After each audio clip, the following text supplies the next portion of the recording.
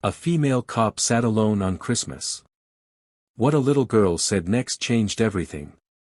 Tears slipped down her face and vanished into the sleeve of her uniform, the fabric that once felt like armor now feeling heavier than grief itself.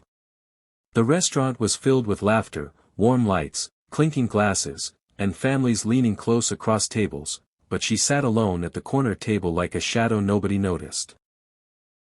Christmas music played softly in the background, yet every note felt like a reminder of everything she had lost.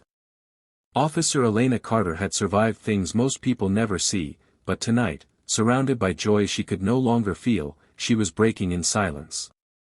If you believe in kindness, second chances, and the power of small moments to change lives, please take a second to like, comment, share, and subscribe to our channel, GrandmaDíery. Your support helps us share more stories that remind the world there is still good in it. Elena had chosen the restaurant because it was public, because she thought the noise would drown out the thoughts in her head. It had been a year since the night that changed everything, a night that took her partner in the line of duty, a night that left her with survivor's guilt so deep she could barely breathe. Since then, sleep had become a stranger, smiles felt like lies, and every holiday felt like an accusation. Christmas used to be her favorite time of year. She used to decorate her small apartment with lights, bake cookies for her neighbors, and volunteer at toy drives. Now, even turning on a single light felt exhausting. Her supervisors had insisted she take the evening off, thinking rest might help. They didn't know that silence was worse than any chaotic shift. Around her, families celebrated. A young couple laughed over shared dessert. An elderly man held his wife's hand as if afraid to let go. Children ran between tables with paper crowns from crackers, their excitement filling the room. Elena tried not to look, but her eyes kept drifting toward them anyway, drawn to everything she believed she no longer deserved. She wondered when she had become this person, the one who sat in corners, avoiding connection, afraid that caring again would only lead to more loss. She barely noticed the small figure approaching her table. The world had narrowed to the ache in her chest, the weight behind her eyes, the memory of sirens and broken glass that replayed in her mind like a cruel film she couldn't turn off. That was when something shifted in the air, subtle but undeniable, like the calm before a gentle storm. The little girl couldn't have been more than 6 or 7, wearing a simple red dress that looked just a bit too big for her, sleeves pushed up to reveal tiny wrists.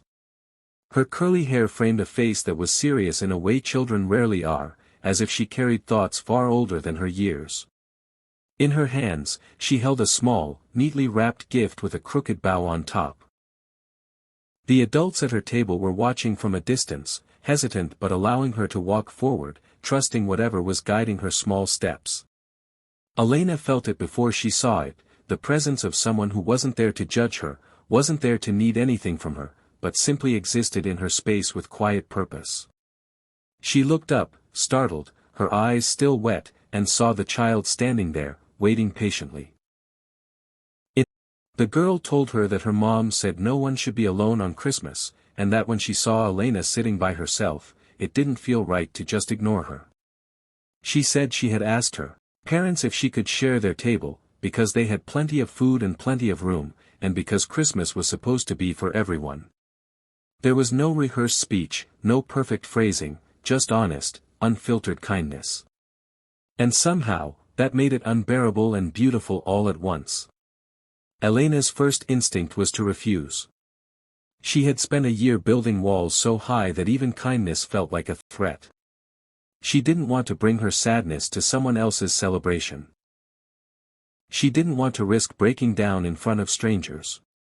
She didn't want to feel hope, because hope meant having something to lose again. But as she looked at the little girl, standing there with that small gift held out like an offering, she realized something terrifying and wonderful at the same time. The child wasn't asking her to be strong, or brave, or composed. She was simply asking her to be human. When Elena finally accepted the invitation, it wasn't with confidence, but with trembling vulnerability. She walked over to the family's table feeling exposed, as though every person in the restaurant could see the cracks in her heart. But instead of pity, she was met with warm smiles, gentle introductions, and chairs shifting to make space for her. No one asked her why she was alone. No one asked about her job, her past, or the sadness in her eyes. They just treated her like she belonged there. The little girl climbed into the seat beside her and pushed the small gift into Elena's hands. Inside was nothing expensive, just a paper ornament decorated with crayons and glitter, with a shaky handwritten message that read, "You are not alone." The simplicity of it shattered something inside Elena that had been locked away for far too long.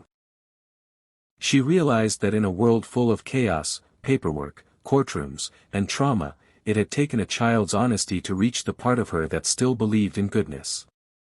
As the night unfolded, Elena found herself doing something she hadn't done in months, laughing. Not the polite, practiced smile she used at work, but real laughter that surprised even her. She listened to the family's stories, shared pieces of her own, and slowly, the tightness in her chest began to loosen. It wasn't that her pain disappeared. It was that it finally had room to exist alongside something else, gratitude, connection, and the fragile beginning of hope. The true change didn't come all at once. Healing never does. But it began there, in that restaurant, under soft lights and imperfect decorations, with a child who saw a stranger hurting and decided to do something about it. In the weeks that followed, Elena started small. She reached out to a counselor she had been avoiding. She accepted invitations from colleagues instead of making excuses. She began volunteering again, not because she felt strong, but because she wanted to honor the kindness that had been shown to her. Each step was difficult. Each step was worth it. She kept the ornament on her dashboard at work,